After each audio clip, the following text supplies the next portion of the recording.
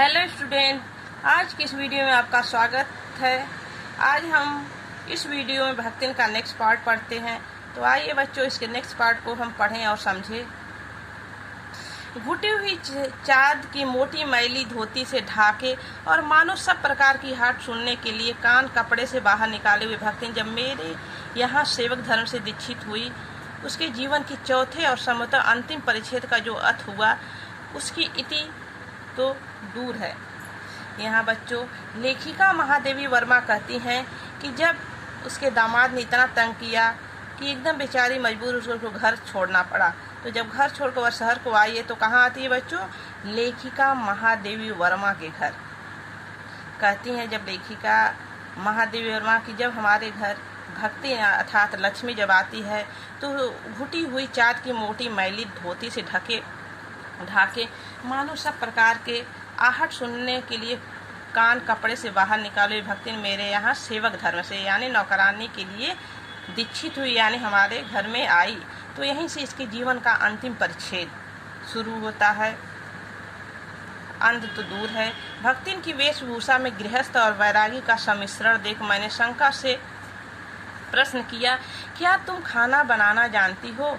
लेखिका महादेवी वर्मा बच्चों पूछती हैं कि हे लक्ष्मी या भक्ति, तुम खाना बनाना जानती हो? उत्तर में उसने दिया, ऊपर के ओठ को सिकोड़ और अधर के कुछ बढ़ाकर आश्वासन की मुद्रा के साथ कहा, ई कौन बड़ी बात है, रोटी उपाय जानित है, दाल राध लेत है, साग भाजी छौक सकित है और बाकी का रहा।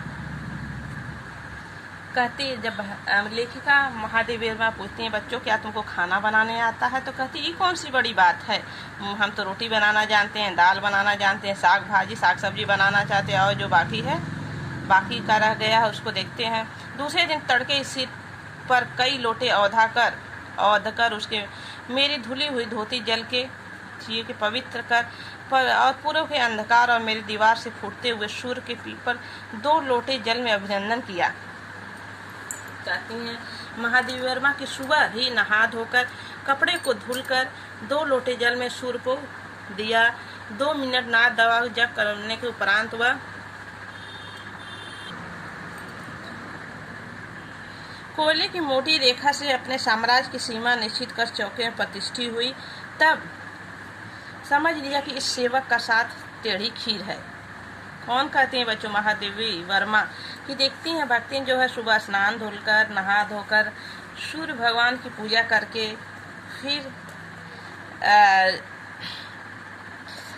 कुछ व्यायाम करके प्रतिष्ठित रसोई में प्रतिष्ठित हुई। तो लेखिका कहती है इस सेवक के साथ टेढ़ी खीर अपने भोजन के संबंध में निनांत सुरतिराग होने पर भी मैं पाक विद्या के लिए परिवार में प्रख्यात हूँ। कोई भी पाक कुशल में काम में नुक्ताचीनी किए बिना नहीं रह सकता, पर जब तक छूत पाक का प्राण देने वाले युक्तियों का बात बात पर भूखा मन स्मरण हो आया और भक्तिन की शंका कुल दृष्टि छिपे हुए निषेध का अनुभव किया, तब कोयले की रेखा मेरे लिए लक्ष्मण के धनुष से हुई सामने दुर्लभ हो उठी। निरुपाय बिना कोई उपाय किए अपने कमरे में बिछौने पकड़कर नाक ऊपर खुली हुई पुस्तक स्थापित कर मैं चौके में पीढ़े पर आसीन अनाधिकारी को भूलने का प्रयास करने लगी। भोजन के समय जब मैंने अपनी निश्चित सीमा के भीतर निर्दिष्ट स्थान ग्रहण कर रही थी, तब भक्ति ने प्रशंसा से लबालब दृष्टि और आत्मतुष्टि से आप्लावित मुस्कुराहट के साथ मेरे फूल की थाली में 1 अंगुली मोटी और गहरी काली चित्तीदार 4 रोटियां देकर उसे टेढ़ी पर गाढ़ी दाल परोस दी। पर जब मैंने उत्साह पर तुषारापात करते हुए रुआसे भाव से कहा यह क्या बनाया है, तब वह हत बुद्धि हो गई। तब वह चुप हो गई। बच्चों, रोटियां अच्छे सेकने के प्रयास में उसने कुछ अधिक खरी हो गई थी, यानी कुछ अधिक जल गई थी बच्चों, पर अच्छी है रोटियां थी। पर जब दाल बनी है तब उनका क्या काम शाम को दाल न बनाकर तरकारी दी जाए। दूध घी मुझे अच्छा नहीं लगता था, नहीं तो सब ठीक हो जाता। अब न तो लाल मिर्च की चटनी पीस ली जावे, उससे भी काम न चले तो वह गांव में हुई गठरी में थोड़ा सा गुड़ दे देगी।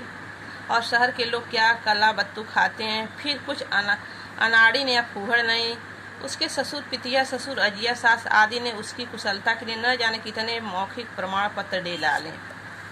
भक्तिन की इस सारगंभित लेक्चर का प्रभाव यह हुआ कि मीठे से विरक्ति के, बिना गुड़ के और घी से अरुचि के कारण रूखी दाल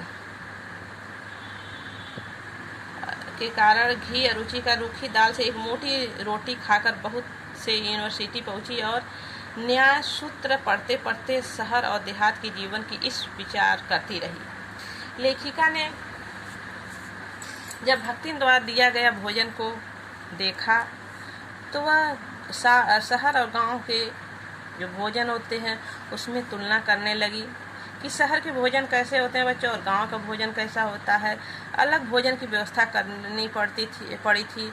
अपने गिरते हुए स्वास्थ्य और परिवार वालों की चिंता निवारण के लिए वो पर प्रबंध ऐसा हो गया कि उपचार का प्रश्न ही खो गया। इस वृद्धा के जीवन की सरलता के प्रति मुझे इतना जागृत कर दिया था कि मैं अपनी सुविधाएं छिपाने लगी। असुविधाओं को चिंता करना तो दूर की बात है। कहती हैं कि अगर मुझे भोजन पसंद भी नहीं होता था तब भी मुझे उस भोजन को खाना पड़ता था, अपने सुविधाओं को त्याग करना पड़ता था।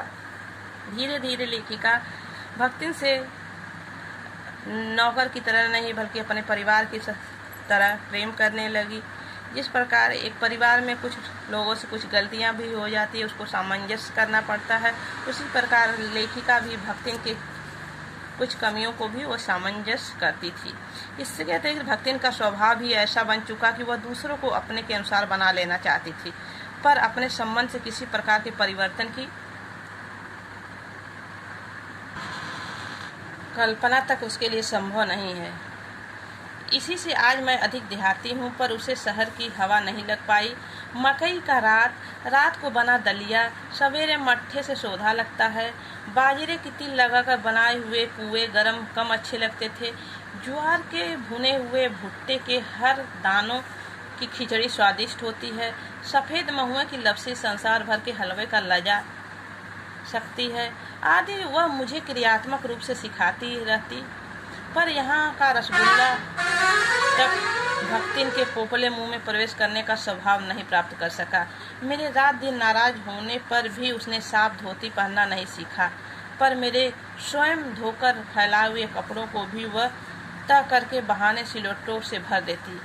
मुझे उसने अपनी भाषा में अनेक दंत कथाएं कंठस्थ करा दी, पर पुकारने पर वह आय के स्थान पर जी कहने का शिष्टाचार भी नहीं सीख सकती।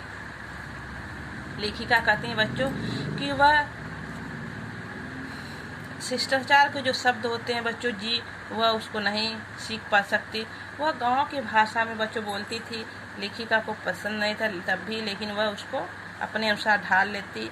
उसके किए गए उसको भोजन भी अच्छे नहीं लगते तब भी वो उसको किसी तरह एडजस्ट करती। यानी हर तरीके से एक परिवार के सदस्य जैसे उसको अपने व्यवहार में वह अनुरूप ढालने की लेखिका कोशिश करती। तो आज का वीडियो बच्चों यहीं समाप्त होता है। इसके नेक्स्ट वीडियो में हम मिलेंगे। ओके, धन्यवाद।